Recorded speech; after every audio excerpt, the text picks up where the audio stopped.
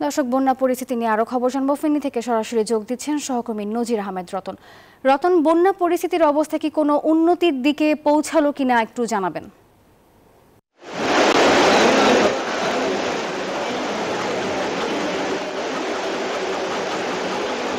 জি নাফিসা, এখনো বন্যা পরিস্থিতি কিন্তু অপরিবর্তিত রয়েছে। গতকাল রাতে নতুন করে কহুয়া নদীর বাঁধে আরও 7টি স্থানে ভেঙেছে।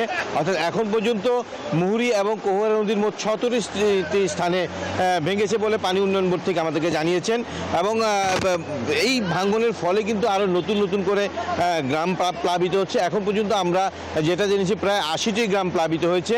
এবং যে আপনি দেখতে পাচ্ছেন যে ফেনী শহরের সাথে পরশুরাম এবং ফুলগাজীর যে মূল সংযোগস্থল যে সড়কটি 25 কিলোমিটার, প্রায় 20 কিলোমিটারই কিন্তু পানিতে নিমজ্জিত। এবং যার কারণে শহরের পরশুরাম এবং ফুলগাজী উপজেলা স্বাস্থ্যকর অল টাইম হানিকম, সব সময় অল টাইম হেলদি লাইফ সম্পূর্ণ বিচ্ছিন্ন হয়ে পড়েছে যোগাযোগ ব্যবস্থা। আবার বাড়িঘরের কথা যদি বলি, বাড়িঘরে কোথাও কোমর সমান পানি এবং কোথাও বুক সমান পানি। বেশিরভাগই মানুষ কিন্তু তাদের শহরে আত্মীয় স্বজনের বাড়িতে চলে গেছেন নিরাপদ স্থানে।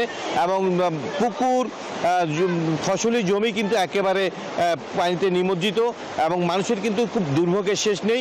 এখানকার মানুষ বলছে এবারের মতো যে বন্যা পরিস্থিতি সৃষ্টি হয়েছে, তারা গত 20 থেকে 30 বছরে কিন্তু এই বন্যার শিকার পরিস্থিতিতে পড়েননি। অর্থাৎ প্রতি বছরই কিন্তু যদি বন্যা হয়, তারপরেও কিন্তু এইরকম এইবারের মতো বন্যা তাদেরকে আসলে হতভম্ব হয়ে পড়েছেন তারা। এবং তা বিশেষ করে আবার যদি উপজেলা নির্বাহী কর্মকর্তার সাথে কথা বলছি, তারা বলছেন যে অনেক স্থানে তারা এখনও যদি ত্রাণের ব্যবস্থা করছেন, অনেক স্থানে যোগাযোগ ব্যবস্থার কারণে ত্রাণ দিতে পারছেন না।